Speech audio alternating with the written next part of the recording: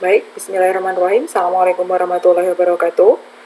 Pada pertemuan hari ini, itu saya akan memberikan materi mengenai analisis hubungan biaya, volume, dan laba. Jadi kalau minggu sebelumnya kita sudah membahas mengenai perilaku biaya, konsep-konsep biaya. Nah, hari ini adalah membahas materi tentang analisis hubungan biaya, volume, dan laba.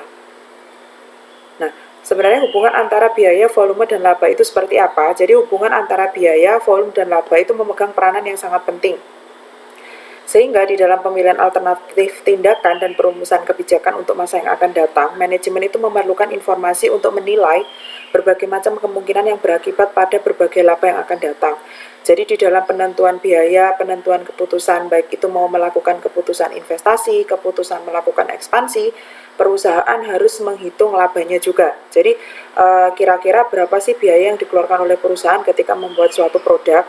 Nah, itu efeknya itu juga pada penentuan laba. Maka volume, biaya, dan laba di sini punya hubungan yang saling berkaitan.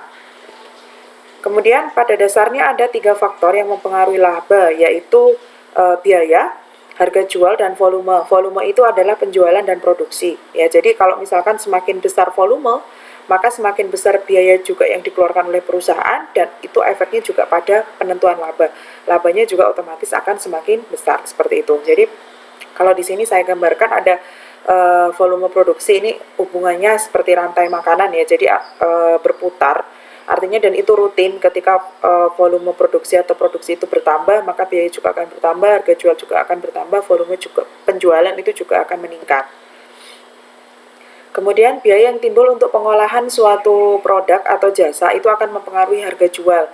Tinggi rendahnya harga jual itu akan berpengaruh terhadap volume penjualan. Nah, seperti penjelasan saya tadi, kalau misalkan harga jualnya semakin mahal, penjualan itu juga akan berpengaruh, volumenya juga akan berpengaruh. Semakin tinggi harga jual bisa berpengaruh terhadap naiknya tingkat penjualan karena memang produk tersebut banyak diminati oleh konsumen, atau berbanding sebaliknya. Semakin tinggi harga jual ketika produk tersebut memang tidak begitu diterima di pasar, maka penjualan juga akan menurun. Selanjutnya volume penjualan itu akan mengalami penurunan. Nah, volume penjualan itu akan menentukan volume produksi karena pada gilirannya besar kecil volume produksi itu akan berpengaruh terhadap biaya. Ada perilaku biaya. Kalau minggu-minggu sebelumnya sudah dibahas tentang jenis-jenis biaya atau konsep biaya. Nah, perilaku biaya semakin besar, keputusan manajemen memerlukan informasi biaya yang didasarkan atas perilakunya. Penggolongan biaya atas dasar perilaku ada biaya variabel. Biaya variabel ini adalah biaya yang totalnya selalu berubah secara proporsional dengan perubahan volume kegiatan.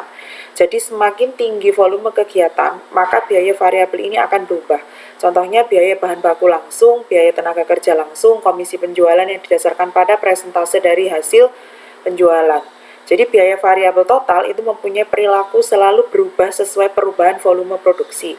Sedangkan biaya variabel per perilaku itu tetap meskipun volume produksinya berubah.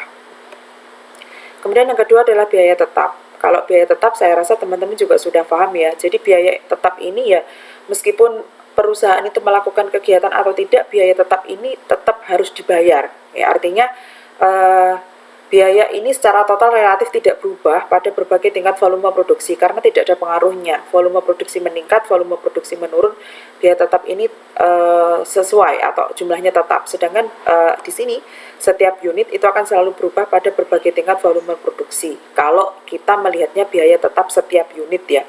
Namun kalau biaya tetap keseluruhan, misalkan beban pembayaran listrik untuk penerangan, nah itu otomatis akan berbeda dengan beban biaya listrik untuk produksi. Nah, kemudian ada biaya semi variabel. Biaya semi variabel ini biaya yang totalnya selalu berubah tetapi tidak proporsional dengan perubahan volume kegiatan perusahaan. Nah, berubahnya biaya ini tidak dalam tingkat perubahan yang konstan. Pada biaya semi variabel itu terkandung unsur biaya tetap dan unsur biaya variabel. Nah, biaya semi variabel ini bisa dikatakan variabel, bisa dikatakan tetap karena gabungan. Nah, biaya semi variabel ini dapat dibedakan pada yang tingkat perubahannya semakin tinggi dan tingkat perubahannya semakin rendah. Kemudian ada pola perilaku dan fungsi biaya. Penentuan pola perilaku biaya ini berkaitan dengan pemisahan biaya ke dalam unsur biaya tetap dan biaya variabel untuk keperluan perencanaan dan pengendalian biaya. Hubungan antara biaya total dengan volume kegiatan perusahaan itu dinyatakan dalam biaya total itu sama dengan biaya tetap ditambah dengan biaya variabel, ya. Baik itu total maupun unit. Jadi kalau misalkan di soal ada total ya langsung ditotal. Kalau misalkan dirinci per unit, maka itu biaya variabelnya ditotal dulu, biaya tetapnya ditotal dulu, maka itu termasuk ke biaya total atau total cost. Nah, untuk penyederhanaan itu dianggap pola tersebut berbentuk linear atau garis lurus. Oleh karena itu berlaku asumsi hubungan teknis antara input dan output ini bersifat linear. Jumlah input yang diperlukan itu harus sama dengan jumlah input yang digunakan.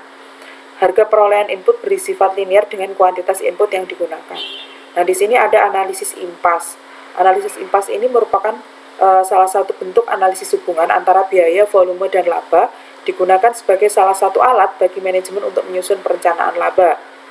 Untuk teknisnya ada salah satunya teknis aljabar, itu menghitung penghasilan total sama dengan biaya total ditambah variabel. Jadi seperti yang saya sebutkan tadi, ya.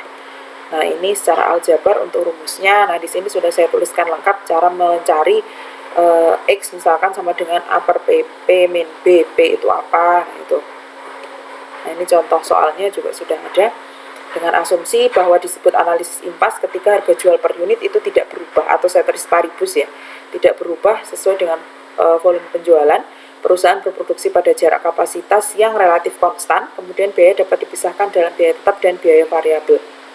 Jumlah perubahan persediaan awal dan persediaan akhir itu nggak ada artinya. Jika perusahaan menjual lebih dari satu macam produk, maka komposisi produk yang dijual dianggap tidak berubah. Ini harus syaratnya adalah ceteris paribus. Kemudian ada teknik grafik. Titik impas merupakan pertemuan antara grafik penghasilan total dengan grafik biaya total dalam satu bidang sumbu tegak. Nah, ini ada contohnya untuk grafik. Ketika pertemuan antara titik impas dengan unit penjualan di sini, ya, penjualan dengan unit penjualan itu jumlahnya berada pada satu garis lurus, maka dia disebut impas atau break even point. Nah, ini. Kemudian ada tentang persamaan biaya volume laba, analisis hubungannya. Biaya volume laba itu terdapat perubahan faktor-faktor yang mempengaruhi laba. Persamaannya atau rumusnya adalah total penghasilan sama dengan total biaya tetap ditambah total biaya variabel ditambah dengan laba. Tuh, ini untuk contohnya. Oke, ini ada beberapa latihan soal, nanti bisa dipelajari. Oke, dari materi itu yang kira-kira bisa saya sampaikan. Terima kasih. Wassalamualaikum warahmatullahi wabarakatuh.